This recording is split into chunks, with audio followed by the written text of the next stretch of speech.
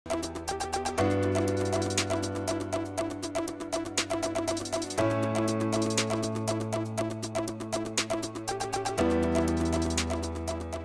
तीनों टेस्ट का जो मिला के टेस्ट हुआ है, उसके फिजिक्स में जो मोशन इन 1D के पार्ट हैं, इसमें बेसिक मैथ, वेक्टर और मोशन इन 1D, इसको मैं डिस्कस कर रहा हूँ। जैसे क्वेश्चन नंबर 2 है, जगलर वाली प्रॉब्लम।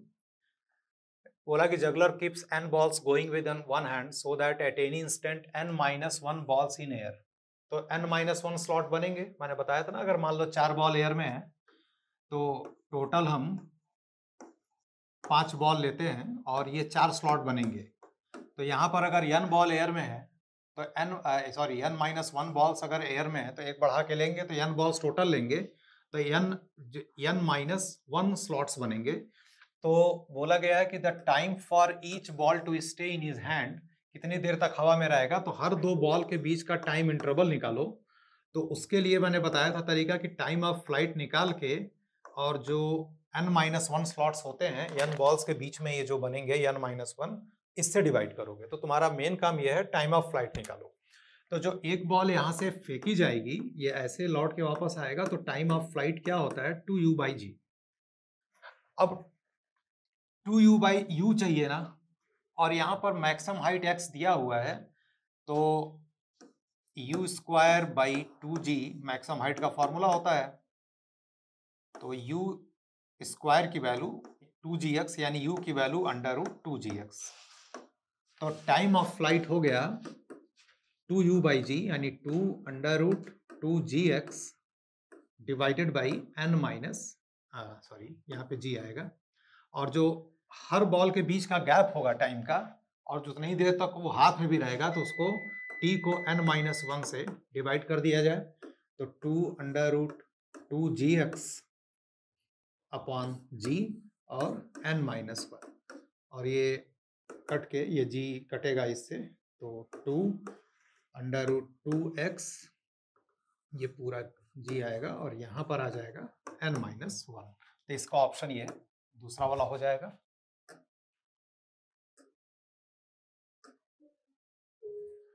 अगला क्वेश्चन है क्वेश्चन नंबर 9, जिसमें ये पोजीशन टाइम रिलेशन दिया हुआ है, जिसमें ये पोजीशन टाइम रिलेशन दिया हुआ है और ये दिया हुआ है r = 3t i plus 2t² j plus 5k।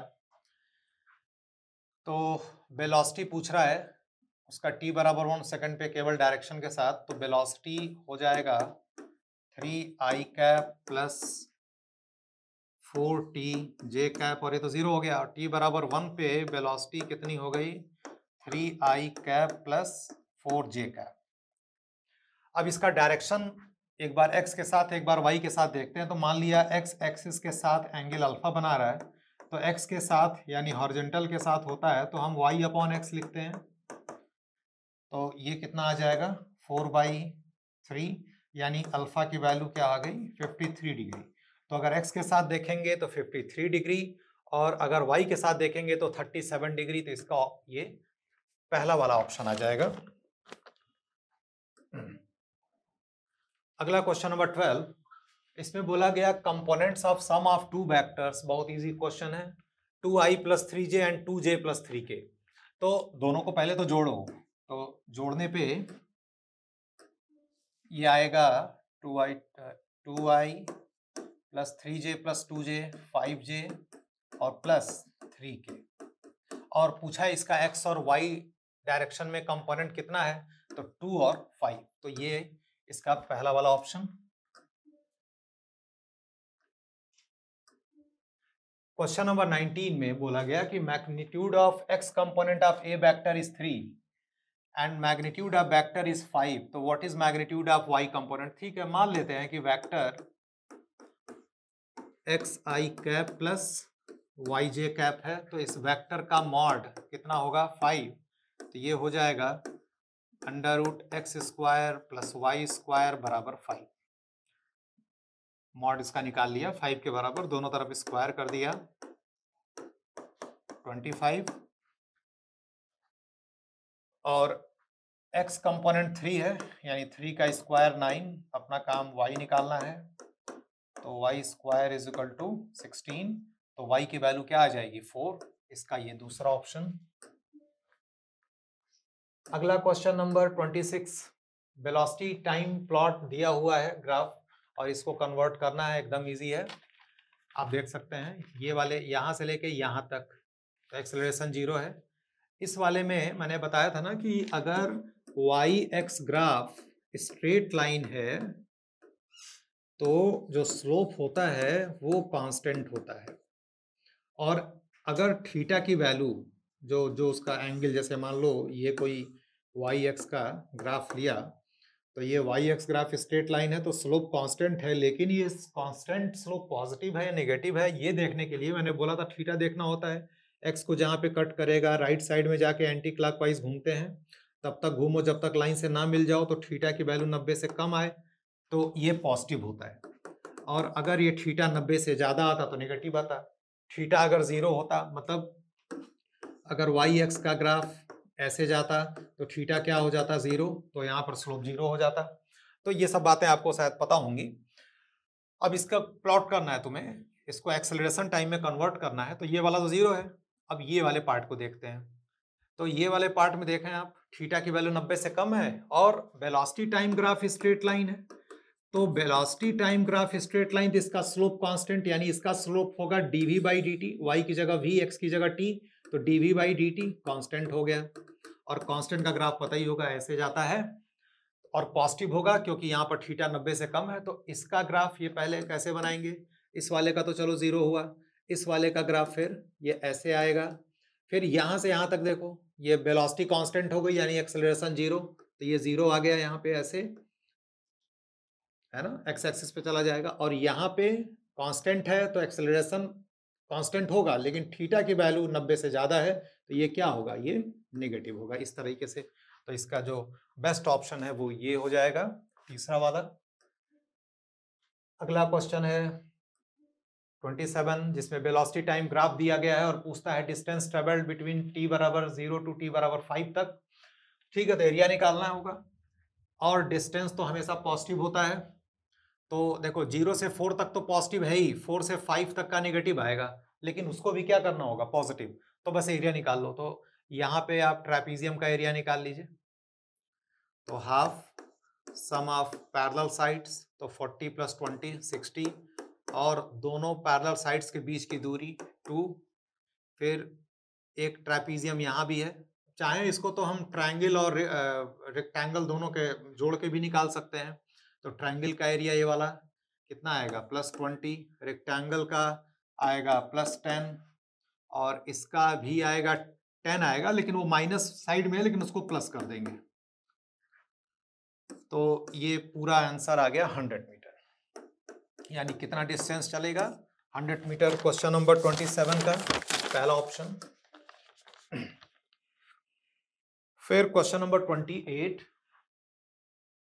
ये पोजीशन टाइम ग्राफ दिया हुआ है और P1 P2 दो पॉइंट्स इस पर पूछ रहा है वेलोसिटी। तो तुम्हें पता होगा कि अगर वाई एक्स का कर्व होता है, अगर वाई एक्स का कर्व हो और किसी पॉइंट पे आपको स्लोप देखना हो, तो वहां पर हम क्या करते हैं, टेंजेंट ड्रॉ करते हैं। जैसे अगर यहाँ पे पॉइंट P1 है, ये पॉइंट क्या है P2 है, तो टेंजेंट ड्रॉ करते हैं, और थीटा देखते हैं, जैसे यहाँ पर थीटा 90 से कम है, यहाँ पर थीटा 90 से ज़्यादा है, इस तरीके से देखना है। तो वाई एक्स का स्लोप क्या देता है भाई, dy बाई डी एक्स।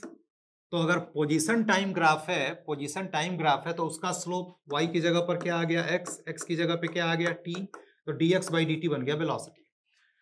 अब देखते हैं यहाँ पे, तो यहाँ पर P1 पर यहाँ पे टेंजेंट ड्रॉ किया, थीटा की वैल्यू 90 से कम आई, यानी वेलोसिटी एट P1 इंस्टेंटेनियस क्या हो गया, पॉजिटिव, और यहाँ पर करेंगे तो थीटा 90 से ज्यादा आएगा, तो यहाँ पर क्या हो गया, नेगेटिव। तो इसका आंसर ये पहला वाला होगा। अगला क्वेश्चन नंबर 29, ये मैक्सिमम मिनिमम पर बेस्ड है। आपको मैक्सिमम मिनिमा का स्टेप बताया गया है। अगर y और x का फंक्शन दिया जाए और मैक्सिमम मिनिमा चेक करना होता था, तो पहला स्टेप होता था dy by D x 0 place करो, x की वैल्यू निकालो। अब x की उस वैल्यू पे y की वैल्यू या तो पॉजिटिव या तो नेगेटिव, ये चेक करने के लिए बताया गया था डबल डिफरेंशिएशन करते हैं, डबल डिफरेंशिएशन का साइन अगर पॉजिटिव आया तो y मिनिमम, अगर नेगेटिव आया तो मैक्सिमम। बस यहाँ पर वही चीज चेक करनी है। तो बोलता है कि at what time velocity is maximum, तो पहले ये वेलोसिटी को थोड़ा सा एक्सपेंड करें, यह आ जाएगा 6t माइनस 2t स्क्वायर। तो इसको पहले डिफरेंशिएट करो और 0 प्लेस करो, तो 6 माइनस 4t बराबर 0, तो t की वैल्यू आ जाएगी 3/2, 6/4 3/2। अब t बराबर 3/2 पर ये वेलोसिटी मैक्सिमम है कि नहीं है ये चेक भी कर सकते हो। तो dv/dt जैसे कितना आया है 6 माइनस 4t, एक बार और डिफरेंशिएट कर लो, तो ये तो dv/dt आया है, एक बार और डिफरेंशिएट करो, डबल डिफरेंशिएशन, इसका साइन नेगेटिव आ गया, यानी वेलोसिटी क्या होगी मैक्सिमम इस टाइम पर। तो वो तो खैर टाइम पूछा गया है, अगर कहीं वेलोसिटी की मैक्सिमम वैल्यू ही पूछी गई होती तो इस t बराबर 3/2 को यहाँ पे रख देते, तो आपको मैक्सिमम वेलोसिटी की वैल्यू मिल जाती। ये क्वेश्चन नंबर 32 का, इसमें जैसे इंस्टेंटेनियस वेलोसिटी देखना है तो पहले एवरेज वेलोसिटी देखते हैं। तो एवरेज वेलोसिटी क्या था, delta x by delta t, और ये डिफिनीशन में बताया गया था कि अगर डेल्टा टी टेंडिंग टू 0, मतलब अगर time interval is very small, जैसे अगर तुम t बराबर 1 से t बराबर 3 के बीच में कुछ बताते हो तो वो एवरेज वेलोसिटी, एवरेज टर्म बोलते हैं। और अगर बोला जाए t बराबर 2 पे तो ये बन गया इंस्टेंटेनियस, तो उसको हम ऐसे दिखाते हैं डेल्टा टी टेंडिंग टू 0, तो ये उस समय कन्वर्ट हो जाता है dx/dt, तो ये बन जाता है इंस्टेंटेनियस वेलोसिटी। तो इंस्टेंटेनियस वेलोसिटी का ये मैच करेगा। फिर इंस्टेंटेनियस एक्सेलरेशन, तो एवरेज एक्सेलरेशन पे आते हो। एवरेज एक्सेलरेशन क्या बताया गया है, delta v by delta t, और अगर delta t tending to 0 same concept, तो ये बन जाता है dv/dt। तो ये होगा एवरेज एक्सेलरेशन और ये होगा इंस्टेंटेनियस। तो यहाँ मिलाते हैं, इंस्टेंटेनियस एक्सेलरेशन जाएगा यहाँ पे और एवरेज एक्सेलरेशन यहाँ पे, यानी ए का किसके साथ, आर के साथ, ए का आर के साथ और बी का पी के साथ, ठीक है ये वाला ऑप्शन, और सी का क्यू के साथ आ जाएगा, ठीक है। तो इसका ये तीसरा ऑप्शन हो जाएगा। अगला क्वेश्चन नंबर 33, इसमें v और x का रिलेशन दिया गया है और वेलोसिटी पूछ रहा है कि जब इसकी वेलोसिटी 1 मीटर पर सेकंड है तो इसका एक्सेलरेशन क्या होगा। कुछ भी हो, इसमें करना यह है कि v और x का रिलेशन हो, तो मैंने डिफरेंशिएशन सिखाया था कि रूट x का होता है 1/2 रूट x, तो अगर x के अंदर कुछ रखते हैं समथिंग, तो इसका क्या लिखते हैं 1/2 रूट समथिंग और इनटू डिफरेंशिएशन ऑफ समथिंग, है ना, आपको याद भी होगा। तो जब v और x का रिलेशन होता है तो एक्सेलरेशन हो जाता है v dv/dx। अब v की वैल्यू दिया हुआ है √49 प्लस x, और dv/dx की वैल्यू ये यहाँ पे रख देंगे 1/2 रूट 49 प्लस x, ये इससे कट गया और आंसर एक्सेलरेशन का कितना आ गया 1/2, 1/2 का मतलब 0.5 मीटर पर सेकंड स्क्वायर, इसका चौथा ऑप्शन होगा। 33 और इसके बाद क्वेश्चन नंबर 36,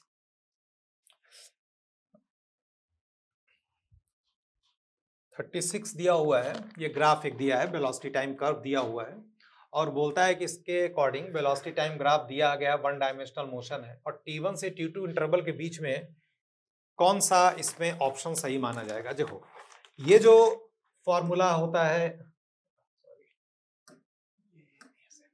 हाँ ये फार्मूला और ये फार्मूला, ये s बराबर s0 plus ut plus half at square दूसरा वाला इक्वेशन ऑफ मोशन, ये v बराबर u प्लस at ये पहला वाला इक्वेशन ऑफ मोशन, ये तब यूज किया जाता है जब एक्सेलरेशन कांस्टेंट हो। लेकिन यहाँ पर तो एक्सेलरेशन कांस्टेंट नहीं होगा। जैसे आप दो पॉइंट लेंगे, यही t1 पे टेंजेंट ड्रॉ करो, एक्सेलरेशन देगा ना टेंजेंट, और यहाँ किसी और पॉइंट पे टेंजेंट ड्रॉ करो, देखोगे एंगल चेंज होता जाएगा, तो वेलोसिटी टाइम का स्लोप चेंज होता जाएगा, यानी एक्सेलरेशन यहाँ पर कांस्टेंट नहीं है, तो ये दोनों इक्वेशन तो यूज नहीं कर सकते। अब आते हैं एवरेज वेलोसिटी। एवरेज वेलोसिटी का फार्मूला होता है rate of change of position. तो यार यहाँ पर final position minus initial position करना चाहिए था, लेकिन बीच में प्लस है तो ये भी गलत हो गया। और ये जो होता है ना average acceleration rate of change of velocity, ये तो किसी भी तरह के लिए के मोशन के लिए होता है, चाहे वो प्रोजेक्टाइल हो या सर्कुलर मोशन हो, हर जगह ये सही होता है। इसका ऑप्शन यही होगा 36 का 4।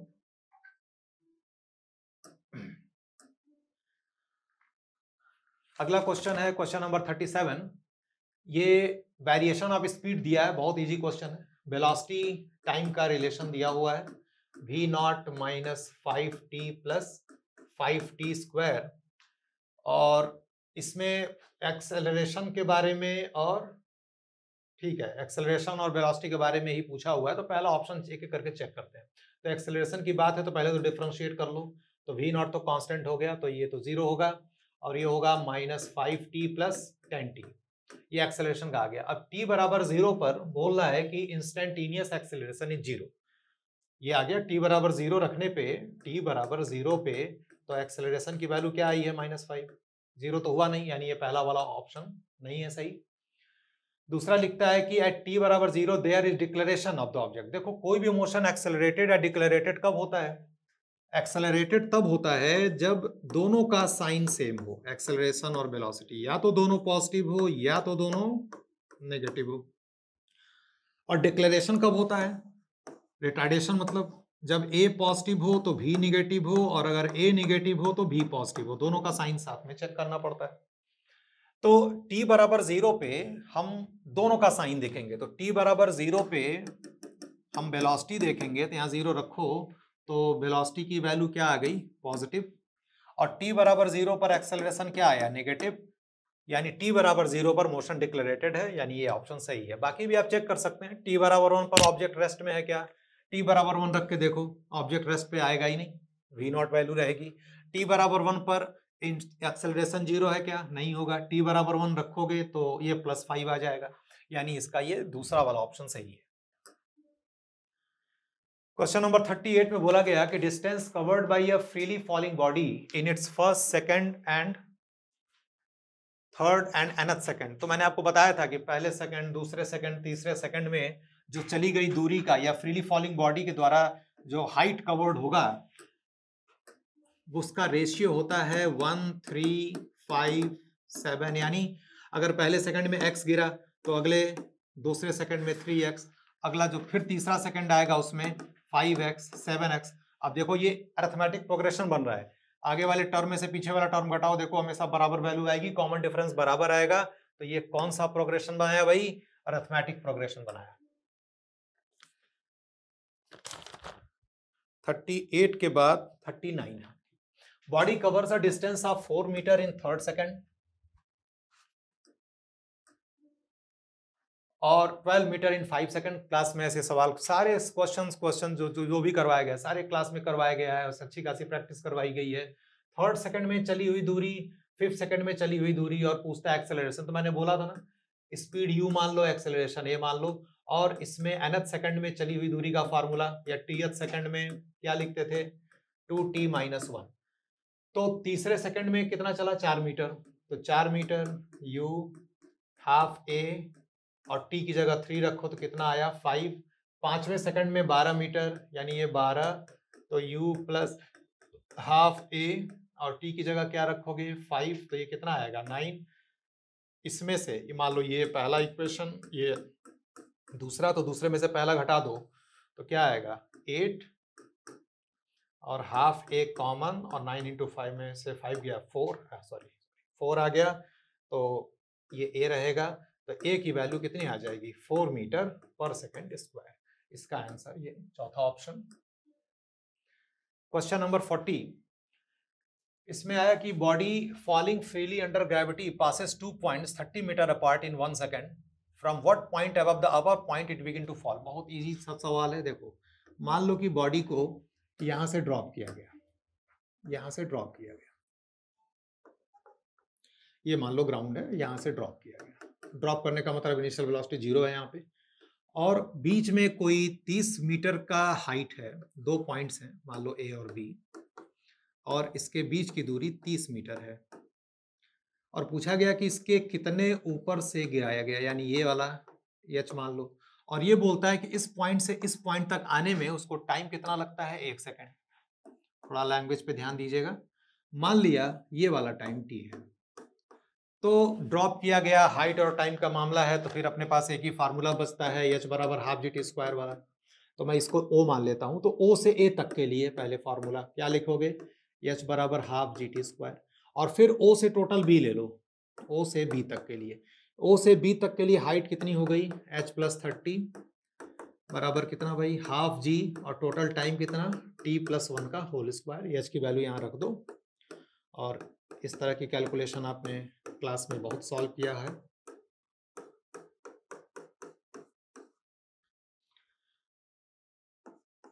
हाफ जी टी प्लस 1 का whole square minus half g t square बराबर 30। हाफ जी यहाँ से कॉमन ले लेंगे तो वो 5 हो जाएगा, जी की वैल्यू 10 रख के, और अंदर आ गया T plus 1 whole square minus T square बराबर 30। A square minus B square, या चाहो तो A plus B whole square से ओपन कर लो, ये 5 अभी रहने दो, तो A plus B whole square से ओपन कर लें, A square plus B square plus 2ab minus T square, ये आ जाएगा टी, और बराबर 30। ये इधर कट जाएगा, 6 आ जाएगा, T square cancel, 2t plus 1 बराबर 6, तो 2t बराबर 5, 6 माइनस 1, और t की वैल्यू आ गई 5/2। तो पूछा यह गया कि कितने हाइट से गिरा गया, तो ये हाइट h निकालना है, तो यहाँ पर वैल्यू रख लो, हाफ, g की वैल्यू 10 और t की वैल्यू 5/2 यानी 25/4। ये अब सॉल्व करेंगे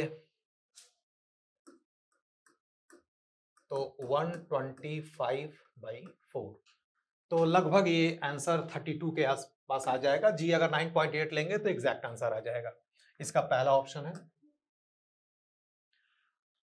अगला क्वेश्चन नंबर 41, बोला गया कि ball is thrown vertically upward with the velocity 20 metre per second from the top of multi storey building 25 metre high. एक 25 मीटर की बिल्डिंग है, यहाँ से एक बॉडी को 20 मीटर पर सेकंड से ऊपर फेंका गया, तो ऐसे लौट के वापस आता है। तो ये पूछना चाह रहा है कि कितना ये हाइट गया, ये वाला, तो ये तो मैक्सिमम हाइट हो गया ना, तो मैक्सिमम यहाँ से लेकर के यहाँ तक तो u स्क्वायर बाई 2g। अगर ये पूछा होता कि maximum height from the ground, तो फिर यहाँ से 25 उसमें जोड़ देते, तो u square by 2g solve कर लो, तो 20 इंटू 20/20 कितना आ गया भाई, ये 20 मीटर। इसका आंसर तीसरा हो जाएगा। इसमें बोला गया कि an object is thrown vertically with velocity u, velocity with which it strikes the ground. मान लो ये ग्राउंड है, मान लो ये ग्राउंड है, और यहाँ से u स्पीड से फेंका गया, तो ये जाके यहाँ पर फाइनल वेलोसिटी 0 होगी, फिर वापस लौट के आएगा। तो अगर u से फेंका गया तो टकराते समय भी स्पीड वही होगी। देखो यहाँ पर वेलोसिटी बोला है, यानी ये इस वाले को पॉजिटिव मान रहा है, यानी ये डायरेक्शन को क्या मान रहा है, पॉजिटिव। तो जब भी डायरेक्शन उल्टा होगा तो नेगेटिव लोगे। तो इतना पता है ना कि जब एयर रेजिस्टेंस को हम इग्नोर करते हैं तो उस समय सेम हाइट पर, ग्राउंड से सेम हाइट पे स्पीड सेम होती है लेकिन डायरेक्शन अपोजिट। तो अगर वेलोसिटी हमने यहाँ पर u लिया, तो जब टकराते समय इसकी मैग्नीट्यूड तो सेम u ही रहेगा, लेकिन डायरेक्शन अपोजिट होने की वजह से क्या लेंगे, माइनस लेंगे। अगर क्वेश्चन में ये पूछा होता कि किस स्पीड से टकराएगा, तब आंसर u होता, लेकिन यहाँ पर बोला गया है वेलोसिटी, तो इसका आंसर ये तीसरा वाला हो जाएगा। अगला क्वेश्चन नंबर है 45, इसमें बोला कि car moving with 50 kilometre per hour can be stopped by applying brakes after moving at least of 6 metre if the same car is moving at speed 100 kilometre per hour. बहुत सवाल लगवा गए हैं class में ऐसा। ये मान लेते हैं v, ये मान लिया शुरू में कि ये स्पीड कितनी है, v है, और अभी 2v हो गया। तो जब स्टॉपिंग डिस्टेंस की बात है और रिटार्डेशन सेम ले रहे हैं, तो v स्क्वायर बराबर u स्क्वायर माइनस 2as का फॉर्मूला लगेगा, तो फाइनल वेलोसिटी 0, तो रिलेशन क्या बना, u स्क्वायर बराबर 2as। अब पहले स्पीड कितनी थी, 50, मैं उसको v मान लिया हूं। रिटार्डेशन के बारे में कुछ बोला नहीं है, तो फिर सेम रिटार्डेशन लेके चलोगे, 2a, और कितना मान लो कि कितना दूर रुका, 6 मीटर, 6 लिख दो यहाँ। बाद में स्पीड कितनी हो गई, डबल, 50 से 100 यानी 2v का स्क्वायर, तो ये क्या हो जाएगा 4v स्क्वायर 2a, और मान लेते हैं कि x दूरी चल के रुका, दोनों को डिवाइड कर दो, तो डिवाइड करने पर ये सारा कट गया, और x की वैल्यू कितनी आ गई, 6 इंटू 4, 24 मीटर चल के ये रुकेगा, यानी इसका ऑप्शन चौथा हो जाएगा। अगला क्वेश्चन, सारे क्वेश्चंस दम easy. If a man goes 10 metre north, 10 metre north, 20 metre east, his displacement, तो वेक्टर लिख लो, 10 नॉर्थ गया यानी 10 जे कैप, 20 ईस्ट गया यानी 20 आई कैप, और फिर इसका मॉड निकाल लो। तो मॉड निकालोगे तो आई का कोफिशिएंट का स्क्वायर 400, ये 100 अंडर रूट 500, ठीक। और इसको सॉल्व करेंगे आप तो 100 इंटू 5 10 रूट 5 सॉल्व करेंगे तो ये अप्रोक्सीमेट आंसर आ जाएगा 46 का पहला ऑप्शन। अगला एक असर्शन रीजन का सवाल है। ये बोला गया कि position time graph of a body moving uniformly in a straight line is parallel to the position axis. अगर मूविंग यूनिफॉर्मली बोला गया, अगर ये यूनिफॉर्मली मूव कर रहा है तो यानी वेलोसिटी कांस्टेंट होगी, और जब वेलोसिटी कांस्टेंट होगी तो position time graph straight line आएगा, क्योंकि position time graph straight line तो वेलोसिटी कांस्टेंट, तो उल्टा भी तो सही है। तो position time graph of body moving uniformly in a straight line is parallel to the position axis. तो बोल रहा है कि जो पोजीशन टाइम ग्राफ है वो ऐसा होना चाहिए। अगर ग्राफ ऐसा होगा तो वेलोसिटी तो जीरो हो गई, तो बॉडी तो रेस्ट में हो गई, तो यूनिफॉर्मली कहाँ चल रहा है, यानी इसका असर्शन गलत है। रीजन क्या लिखा, position time graph in a non uniform motion. Non uniform motion मतलब वेलोसिटी वेरिएबल, तो गिव्स कांस्टेंट। तो यार जब नॉन यूनिफॉर्म मोशन हो गया तो वेलोसिटी कांस्टेंट कैसे हो सकती है, यानी इसके असर्शन और रीजन दोनों ही गलत है।